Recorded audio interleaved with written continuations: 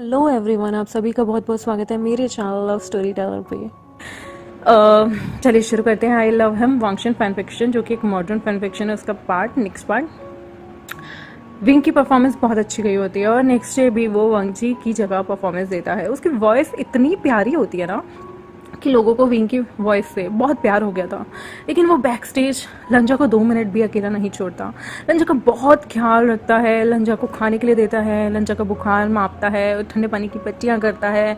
वो लंजा के लिए खिचड़ी वगैरह बनवाता है, पॉरेज मंगवाता है और लंजा के लिए हर चीज़ मंगवाता है।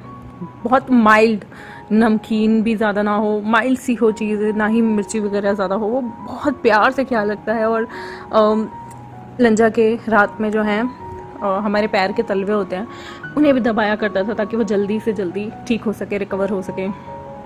3 दिन बैक टू बैक उनकी परफॉर्मेंस होती है, जिसमें एक दिन लंजा ने दी होती है, लंजा और उसका ड्यूएट होता है, और 2 दिन विंग ने ही स्टेज को संभाला हुआ था। और लोगों को विंग का किया हुआ काम काफ़ी पसंद आया था। 4th डे सारे के सारे घर के लिए निकल गए थे। लंजा को अभी भी फीवर था, तो विंग जो था ना वो लेंस के ही घर पे चला जाता है लंजा की देखरेख करने, क्योंकि उसे पता था उसके ब्रदर सिस्टर काफ़ी बिजी रहते हैं। लेंजिंग की अभी टीनेज है, काफ़ी छोटा है, और अंकल चिरन भी बाहर रहते हैं। तो वो लंजा के घर जाता है, लंजा का केयर टेक करता है, खाना पीना हर चीज़ लंजा की चेंज करता है। बेडशीट उसको स्पॉन्ज देना, उसे नहलाना, उसे सब करना विंग कर रहा होता है। और उसे लंजा इस हालत में ना अच्छा भी नहीं लग रहा होता। हमने अक्सर विंग को मैसी देखा है, लेकिन यहाँ विंग रिस्पॉन्सिबल इसलिए है क्योंकि बचपन से फादर ना होने के बाद ना उस पर बहुत रिस्पॉन्सिबिलिटीज़ थी और वो एक अच्छा और रिस्पॉन्सिबल पर्सन बन चुका था। बचपन में जब आप पे जिम्मेदारी आ जाती है ना, आप बहुत रिस्पॉन्सिबल बन जाते हैं। शायद बचपन रहता ही नहीं, मैच्योरिटी तब से इंसान में थोड़ी सी लेवल की आने शुरू हो जाती है, जब उसके सिर पे आकर कोई चीज़ पड़ती है तब। तो विंग भी जो था वो कहीं ना कहीं हालात का मारा था और वो सारी चीज़ें करनी सीख चुका था। विंग लंजा का बहुत ब्यूटीफुली, बहुत अच्छे से ख्याल रखता है। और यहाँ पर दूसरी साइड जंगछा कोशिश कर रहा था कि वो जैसे तैसे ना यूएसए के लिए निकले। और देखिए लड़का है कौन जो वी वुजियान जैसा दिखता है। वी वुजियान उसे पता था मर चुका है, लेकिन ये लड़का कौन है उसकी क्यूरियोसिटी बहुत ही ज़्यादा लेवल की थी कि अगर ये वी वुजियान है, जो कि ये वी वुजियान का टीनेज वर्जन दिख रहा है, तो ये सोच रहा था कि ये अगर मेरा ओमेगा है तो इसे मेरे पास वापस आना चाहिए। और अगर ये वी वुजियान नहीं है तो ये कौन है, मुझे जानना है, क्योंकि मैं एक बार वी वुजियान को खो चुका हूँ, मैं इस लड़के को नहीं खोना चाहता। तो वो जैसे तैसे हाथ पैर मारता है और टूरिस्ट वीज़ा लगवाता है जिंगलिंग के पास आने का। यहाँ पर जिंगलिंग और बाकी सब किम वगैरह भी अपने प्रैक्टिस पे जाते थे, काम करते थे। जिंगलिंग जो था अपने कॉलेज टाइम को भी संभाल रहा था। तो जो वांगजी और विंग होते हैं ना, जब वांगजी देखता है कि विंग काफ़ी रिस्पॉन्सिबल है, काफ़ी अच्छा है और उसे नेग्लेक्ट भी नहीं करता, तो वो विंग से कहता है कि क्यों ना हम एक पर्सनल सेरेमनी, वेडिंग सेरेमनी रख लेते हैं जिसमें सिर्फ मेरी फैमिली को पता होगा। और वो विंग से कहता है कि तुम अपनी फैमिली को बुला लो। तो विंग कहता है मेरी फैमिली में कोई नहीं है, मेरे अंकल हैं जिन्होंने मुझे देख रेख की है, वो अभी यहाँ आ नहीं सकते, और बाकी मेरे पेरेंट्स नहीं हैं। ये बात सुन के काफ़ी बुरा तो लगता है जो हमारा लंचा होता है उसे, पर वो विंग को आश्वासन देता है कि तुम इस घर में काफ़ी खुश रहोगे। 1 हफ्ते बाद वो छोटी सी वेडिंग सेरेमनी रखते हैं जहाँ पे वो लोग शादी करते हैं। और शादी वाली रात जो हमारा वांगजी होता है वो शादी में बहुत खुश होता है। उसकी लिटरली आंखों से आंसू आ रहे थे कि काफ़ी टाइम बाद उसे इतने साल लग गए अपना सोलमेट ढूंढने में, और विंग की भी आंखें काफ़ी भरी हुई थी। उन्हें सिर्फ उनके घर के मेंबर ही चर्च जाते हैं, उनकी शादी होती है उसे घर ले आते हैं। घर में वो वांगजी का रूम काफ़ी अच्छे से डेकोरेट करते हैं। वांगजी और विंग जैसे ही अपने रूम में जाते हैं, उससे पहले जो वेंचिंग और वेनिंग होते हैं, विंग का वहाँ पे बस वेनिंग आया हुआ था शादी में, जिसे वो अपना कह सकता था। तो वेनिंग, वेंचिंग और जो लेंशिचन होते हैं वो उसे कहते हैं कि लंजा, अगर तुम्हें विंग को लेके जाना है अपने रूम तक तो हमारी एक शर्त है, तुम्हें उसे अपनी गोद में उठा के लेके जाना होगा। लंजा विंग को अपनी गोद में उठाता है और विंग को लेके आता है उनके बेड चैम्बर तक, और फिर वहाँ पर उनकी हॉट नाइट सेक्सुअल सेशन होता है, जो कि काफ़ी हद तक वो विंग को उसी रात क्लेम कर देता है। और उसका जो मार्क होता है ना ओमेगा को, वो अपने को मार्क कर देता है। विंग जो है अब लंजा को हो चुका था, और विंग और वो विदाउट प्रोटेक्शन यूज़ किए उस रात बहुत मतलब फुल नाइट ही सेक्सुअल एक्टिविटी का प्लेजर लेते हैं। कभी वांगची विंग की बाहों में होता है और कभी विंग वांगची की बाहों में होता है, और जब तक ये ओमेगा नार मतलब थक नहीं जाता, वांगची से छोड़ता नहीं है। तो उनके ये एक्सट्रीम चीज़ें होने के बाद नेक्स्ट डे विंग बहुत ही ज़्यादा ब्लश कर रहा होता है। वांगची जो है वो विंग को कहता है कि आज तुम्हें आराम करना चाहिए कम से कम 2 दिन, बिकॉज तुमने अभी अपनी वर्जिनिटी लूज़ की और तुम्हारी बॉडी में बहुत पेन होगा, सो तुम्हें थोड़ा अपना ख्याल रखना चाहिए। वांगची पूरा दिन विंग को खटल करता है अपनी शादी के बाद और उसे बहुत प्यार से रखता है, अपने हाथों से उसे खाना खिलाता है। विंग जो है वो वांगची के घर के बाहर गार्डन में बैठा होता है, तो वो वहाँ पे एक बहुत प्यारा सा पियोनी फ्लावर दिखता है। तो वो वांगची से कहता है कि ये पियोनी फ्लावर ये कितना क्यूट है। वांगची कहते हैं मैंने यहाँ पे काफ़ी सारे पियोनी फ्लावर के प्लांट लगाए हैं, बस ये अभी एक ही पियोनी फ्लावर जो है वो आया है, बहुत जल्द बहुत सारे आएंगे। विंग कहता है वाओ, यहाँ पे कितना खूबसूरत है सारी चीज़ें, मुझे एक गुलाब का पेड़ भी लगाना है। मतलब मैं चाहता हूँ कि एक रो ना हम गुलाब के पेड़ की भी लगाएं, क्योंकि मैंने सुना है गुलाब में से खुशबू भी बहुत अच्छी आती है और वो प्यार का प्रतीक भी है। तो वांगची कहता है जैसा तुम चाहो वैसा तुम कर सकते हो, और अगर तुम्हें गुलाब के अलावा कुछ और भी लगाना है तो तुम वो भी लगा सकते हो। तो विंग कहता है हाँ, मुझे क्रिसमस ट्री छोटे छोटे भी यहाँ पर लगाने हैं और मुझे यहाँ पर गेंदे के फूल भी लगाने हैं। तो विंग जो भी ऑर्डर करता है, वांगची कहता है ठीक है, तुम गार्डनर को बोलकर यहाँ पर मंगवा सकते हो। विंग कहता है नहीं, मुझे अपने हाथों से लगवाना है सारी चीज़ें और मैं चाहता हूँ तुम मेरी हेल्प करो।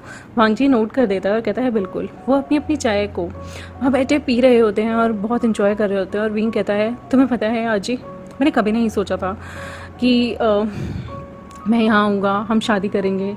विंग ने अपना मैरिज सर्टिफिकेट पे नाम विंग लिखवाया होता है, लेकिन वांगची जो है वो उस मैरिज सर्टिफिकेट को अभी भी ध्यान से नहीं देखा होता। विंग ने जो है अपने नाम के जो डॉक्यूमेंट दिए होते हैं वो विंग नाम से दिए होते हैं, लेकिन वांगची इतना कभी गौर नहीं करता था क्योंकि उसका वी जो था वो सरनेम था, तो वो लोग उसे अयिंग ही बुलाया करते थे।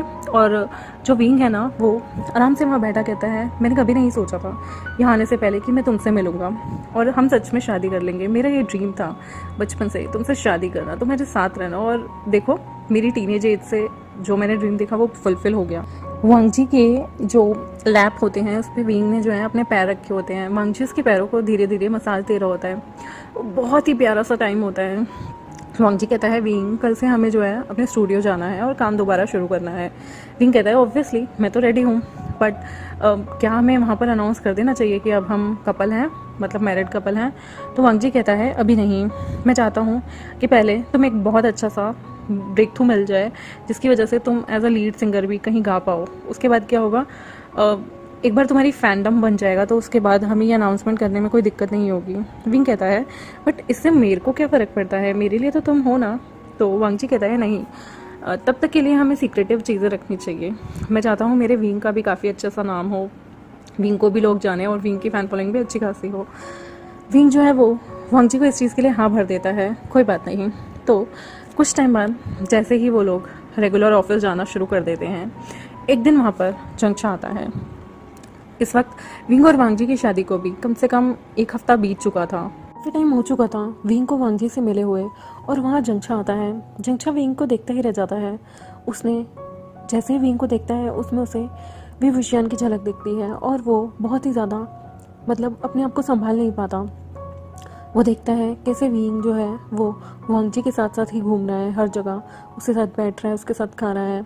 यहाँ पर जो जिनलिंग होता है ना वो जंक्षा को इंट्रोड्यूस कराता है अपने अंकल के तौर पे किम से, और बाकी लोगों से भी, वो वेनिंग से भी अपने अंकल को इंट्रोड्यूस कराता है। लेकिन जंक्षा की नज़र सिर्फ विंग को ही देख रही थी। जैसे ही वो मौका पाता है, विंग जैसे ही वॉशरूम की तरफ जाता है जो कि कंबाइंड मेल वॉशरूम था, तो जंक्षा भी उसके पीछे पीछे जाता है। विंग जो है वो वॉशरूम में नॉर्मली वॉशरूम अपना यूज़ करने के बाद अपने हैंड वॉश कर रहा होता है कि जंक्षा वो पहुंच जाता है और वो कहता है तो तुम यहाँ हो। विंग जंक्षा को सिर्फ ब्लैंकली देखता है क्योंकि उसने कभी भी अपने फादर नहीं देखे थे और वो जानता भी नहीं था ये कौन है। तो जंक्षा कहता है तुम्हारा नाम क्या है? विंग कहता है एक्सक्यूज़ मी, आप कौन हैं? जंक्षा कहता है मैं जानता हूँ तुम कौन हो, तो मुझे ये बताओ कि तुम्हारा नाम क्या है। विंग कहता है मेरा नाम अयिंग है, क्या हुआ आपको, क्या कोई प्रॉब्लम है?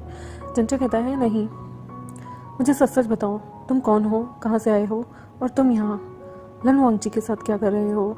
विंग कहता है देखिए लगता है आपको कोई मिसअंडरस्टैंडिंग हो गई है, आप शायद किसी और को देख रहे होंगे, मैं आपको नहीं जानता। तो जंचा कहता है पर मैं तुम्हें बहुत अच्छे से जानता हूँ, मुझे सच सच बताओ तुम यहाँ लवंग जी के साथ क्या कर रहे हो। वो मिसअंडरस्टूड कर जाता है, उसे लगता है शायद ये वी वुशियान ही है जिसने कॉस्मेटिक सर्जरी करा के अपने आप को यंग दिखा रहा है। तो उसे और भी ज़्यादा गुस्सा आ रहा होता है।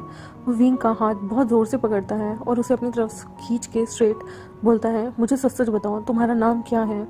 आइन कहता है, लेट मी गो प्लीज़, मेरे हाथ में दर्द हो रही है, आप मुझे छोड़िए। देखिए आप कौन हैं, मैं आपको नहीं जानता, मैं आपसे कभी मिला भी नहीं हूँ, आप इस तरह से मुझसे बिहेव नहीं कर सकते। वो जैसे ही शोर मचाने को होता है, जंचा उसे ज़ोर से उसके फेस को पकड़ता है और पूछता है, मैंने लास्ट बार पूछा तुम कौन हो, मुझे अपना नाम बताओ, तुम कहाँ से आए हो, मुझे ये भी बताओ।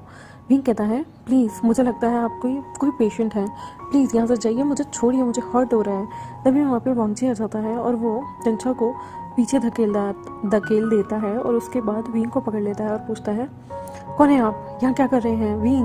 विंग जो है वो डर जाता है और कहता है, मैं इस इंसान को नहीं जानता, पता नहीं ये कौन है, और एकदम से ये बार बार मुझसे मेरा नाम और मैं कहाँ से आया हूँ ये पूछ रहे हैं। तो लंजा ज़ोर की सांस लेता है और कहता है, वो अपने गार्ड्स को बुलाता है, गार्ड्स वहाँ आते हैं, वहाँ जिंगलिंग भी जाता है और जिंगलिंग कहता है, माफ़ कीजिएगा ये मेरे अंकल हैं, और अंकल आप यहाँ क्या कर रहे हो। वो कहता है, ये आदमी मुझे अपना सही नाम नहीं बता रहा है, तुम बता क्यों नहीं देते तुम हो कौन। तभी विंग कहता है, आपको क्या जानना है, मेरा नाम अयिंग है। वो कहता है, वी वुशियान झूठ मत बोलो। तभी सारे के सारे वहाँ शॉक्ड हो जाते हैं। लंजा भी इस नाम के बंदे को कहीं ना कहीं जानता था और जैसे ही ये नाम उसके सामने आता है वो एकदम से जंचा को देखता है और उससे याद आता है कि वो जंचा से पहले कभी मिला था और उसे उस युनमक का ट्रिप याद आता है और उसे याद आता है कि जंचा ही वो इंसान है जो कि वी वुशियान के साथ एक टाइम वी वुशियान का अल्फा होता है और उसके बेबी का होने वाला चाइल्ड भी। तो जंचा कहता है, वी वुशियान मुझे सच बताओ। तो गहरी सांस लेके अयिंग कहता है, आप उन्हें कैसे जानते हैं। तो जंचा कहता है, तुम वी वुशियान हो ना। तो वो कहता है, नहीं, वो मेरे फादर थे, वो मेरे ओमेगा फादर थे, मैं उनका बेटा हूँ, मेरा नाम वीइंग है, मेरा पूरा नाम वीइंग है, मेरा और कोई नहीं है, मेरे सिर्फ ओमेगा फादर थे। तभी जंचा हैरान रह जाता है और कहता है, क्या कहा, तुम्हारी एज कितनी है। तो वो कहता है, आपको इससे क्या लेना देना। जंचा कहता है, प्लीज़ मुझे बताओ, क्योंकि वी वुशियान मेरा मार्क्ड ओमेगा था और जब वो युनमक छोड़ के गया तब वो मेरी बेबी से प्रेग्नेंट था। ये बात सुनकर लंजा के कान भी खड़े हो जाते हैं और वहाँ पे जिंगलिंग को तो जैसे शॉक लग गया था, ये क्या कह रहे हैं उसके अंकल। तभी विभूषण अपनी उम्र बताता है तो जंचा कैलकुलेट करके कहता है, मतलब तुम विभूषण से हुए वे जो बेबी हो, यानी कि तुम मेरी बेबी हो। और वो विंग को देखने लगता है। विंग कहता है, प्लीज़ मैं आपको नहीं जानता और मेरे बाबू ने मुझे कभी भी मेरे अल्फ़ा फादर के बारे में नहीं बताया, मैं नहीं जानता आप सच कह रहे हैं या झूठ कह रहे हैं। लंजा मैं नहीं जानता ये इंसान कौन है और ये मुझे ऐसे कैसे क्लेम कर सकता है। अगर ये मेरा फादर होता तो इतने सालों से, पिछले 20-21 सालों से आप कहाँ थे, तब तो आप कभी नहीं आए, कभी नज़र भी नहीं आए आप कौन थे। तो प्लीज़ आज मैं एकदम से आपको अपना फादर नहीं एक्सेप्ट कर सकता। तो जंचा जो है वो रोने लगता है और कहता है, आई नो मेरी गलती थी, मैंने तुम्हारे ओमेगा फादर को सफ़र करने दिया प्रेगनेंसी में, लेकिन अब मैं चाहता हूँ तुम मेरे साथ चलो, हम युनमक में रहेंगे, मैं सबको बता दूंगा कि तुम मेरा खून हो और तुम्हें विंग के सरनेम की ज़रूरत नहीं होगी, तुम अपना नाम जियांग भी रख सकते हो। तो विंग कहता है, नहीं, मुझे अपने ओमेगा फादर का नाम ही यूज़ करना है। जब आपने पिछले 20-21 सालों से मुझे ढूंढना ज़रूरी नहीं समझा, आपको पता है फादर आपको कितना मिस करते थे, उनकी तबीयत कितनी ख़राब रहती थी और वो इसी तरह से ही भगवान को प्यारे हो गए, आप तो उनकी फ्यूनरल तक पे नहीं आए। तो जंचा कहता है, मुझे कभी पता ही नहीं चलता विंग कहाँ रहता है, क्योंकि उसने कभी हमें बताना ज़रूरी ही नहीं समझा। विंग कहता है, आपको मेरे फादर के बारे में नहीं पता कि वो कहाँ रहते थे, किस हाल में रहते थे, क्योंकि आपने कभी ढूंढना ज़रूरी नहीं समझा। जब आप जानते थे कि अगर वो मेरे से प्रेग्नेंट हैं, मतलब आप जानते थे कि मैं उनके पेट में था, तो आपने उन्हें रोका क्यों नहीं, मेरे फादर को आपने अपनाया क्यों नहीं। तो जंचा कहता है, मैं विभूषण को अपनाना चाहता था, मैंने उससे शादी और उसे मार्ग भी कर दिया था, लेकिन फैमिली प्रॉब्लम्स की वजह से मैं कुछ भी नहीं कर सका। विंग कहता है, ये तो सब मजबूरियाँ बहानों का नाम होता है, अगर आप चाहते तो आप उन्हें कब अपना सकते थे। मेरे फादर ने कितना कुछ सहा है, अकेले मुझे पाला है और उसकी डेथ के बाद मुझे उनके किसी दोस्त ने पैसे भेजे हमेशा ताकि मैं पढ़ाई जारी रख सकूं। आपने तो कभी एक फूटी कौड़ी तक नहीं खर्च की मेरे लिए, और आज मैं टीवी पे फेमस हो गया तो आप दौड़े दौड़े यहाँ भाग आए क्लेम करने के लिए। अगर आज मेरे फादर भी जिंदा होते ना तो मैं डेफिनेटली कह सकता हूँ मेरे ओमेगा फादर कभी आपको मुड़ के नहीं देखते। तब जंक्षा जो है वो रोने लगता है, उसे गिल्टी फील होने लगती है। विंग कहता है मुझे आपकी शक्ल भी नहीं देखनी, आप चले जाइए यहाँ से। तभी वो कहता है अच्छा चले जाओ यहाँ से। ये लैनवांग जी, इसको क्या तुम सोच रहे हो, ये देवता है? हाँ, ये भी जानता था, ये भी तुम्हारे बाबा से मिला हुआ था। तब ये टीनेज बॉय हुआ करता था। जस्ट कुछ महीनों के लिए ये हमारे युनमग आया था और तुम्हारे बाबा के आगे पीछे घूमता था। जिन दिनों तुम्हारे बाबा और मैंने शादी कर ली थी और वो प्रेग्नेंट थी तुम्हारे साथ, तभी ये तुम्हारे बाबा पे डोरे डाला करता था। और देखो आज उसी की शक्ल के इंसान, उसी के बेटे से उसने शादी कर ली। पूछो इससे, क्या ये नहीं जानता? क्या इसे नहीं पता कि तुम्हारे बाबा विभूषण है? पूछो। विंग जो है वो लवंगची की आंखों में घुर के देखने लगता है और पूछता है क्या आप मेरे बाबा विभूषण को जानते थे, मेरे ओमेगा फादर को? लवंगची गहरी सांस लेता है और हाँ में जवाब देता है। तो विभूषण विंग कहता है तो कभी तुमने मुझसे कुछ पूछा क्यों नहीं? तो वो कहता है मुझे नहीं पता, मुझे बस इतना पता था कि मेरे उस दोस्त विभूषण का एक बेटा है और वो किसी से मिलना नहीं चाहता था। इस टाइम मुझे कभी कुछ पता नहीं चला वो कहाँ है।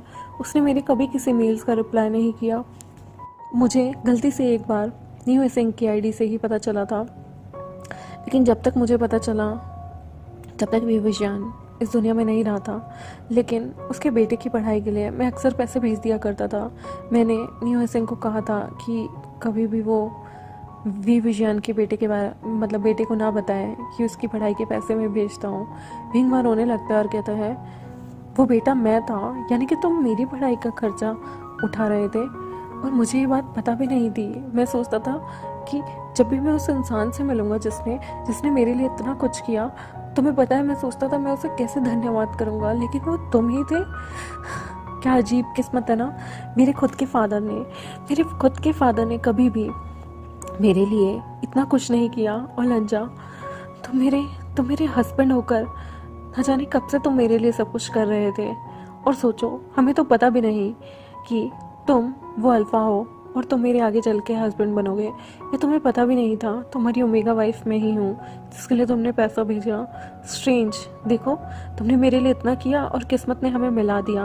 और जो फादर जिसने कभी मुझे मुड़ के नहीं देखा, जिसे शायद पछतावा होगा मेरे जन्म पे, वो फादर आज मुझे चाहता है मैं उसे एज अ बेटा कबूल कर लूँ, मैं उसे अपना अल्फा फादर मान लूँ। माफ़ कीजिएगा। वो 2 हाथ जोड़कर अपने दोनों हाथ से जंक्षा के बोलता है कि प्लीज़ मेरी ज़िंदगी और मेरे बाबा की ज़िंदगी आप बहुत पहले बर्बाद कर चुके हैं। दोबारा कभी हमें अपनी शक्ल मत दिखाइएगा। और रही बात लंजा की, लंजा मेरा कभी गलत इस्तेमाल कर ही नहीं सकता, क्योंकि लंजा ने मुझे क्लेम करने से पहले, मार्क करने से पहले अपनी फैमिली के सामने मुझसे शादी की। मुझे क्लेम करने से पहले उसने सबके सामने कबूल किया है, उसके बाद उसने मुझसे शादी की है। और आप देखना चाहते हैं, वो दोनों अपने अपने हैंड्स को आगे करता है। वो वांगजी अपने हैंड को दिखाता है अपनी रिंग। वो कहता है हम शादी कर चुके हैं। आपको तो शायद ये भी नहीं पता होगा शादी क्या होती है, बच्चे क्या होते हैं, या फिर आपको और ओमेगा उसके पे दिल आ जाता होगा। ज़रूर आपकी भी अभी भी एक फैमिली होगी खुशनुमा। आपको क्या लगता है अचानक से आप उन्हें जाके बताएंगे आपका एक बेटा है और आपने क्या किया मेरे फादर के साथ, वो खुश होंगे? मैं चाहता हूँ आप अपनी ज़िंदगी में वापस जाएं और मेरे फादर से जुड़ी हर याद को भुला दें, क्योंकि मैं नहीं चाहता कि आपकी जो इस वक्त की फैमिली है वो भी लाइफ में रिग्रेट फील करें। आपके बच्चों या आपकी बीवियों को, आपकी बीवी को आप पे कभी भी गुस्सा आए। आपके ओमेगा पार्टनर के बीच आपके साथ कोई भी तलखी नहीं आनी चाहिए। मैं यहाँ भूल जाऊँगा कि आप मेरे बाबा हो और हम लोग कभी मिले थे। प्लीज़ आप यहाँ से चले जाइए। चच्चा कहता है लेकिन मैं चाहता हूँ तुम मेरे साथ। वो कहता है अगर आप मुझे युनमग में रख पाते तो बहुत पहले ही मैं युनमग में नहीं बड़ा हो जाता। आपने ही मुझे ठुकराया था ना जब मैं अपने बाबा के पेट में था। आज मैं आपको ठुकराता हूँ। आपका और मेरा कोई भी लिंक नहीं।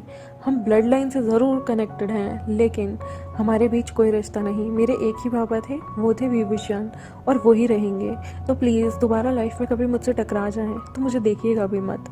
मैं आपको देखकर भी अनदेखा कर दूंगा जैसे आपको जानता ही नहीं। माफ़ कीजिए, वो अपने दोनों हाथ जोड़ता है और जंगछा वहाँ से मुंह लटका कर चला जाता है रोते हुए। और विंग भी काफ़ी रोने लगता है।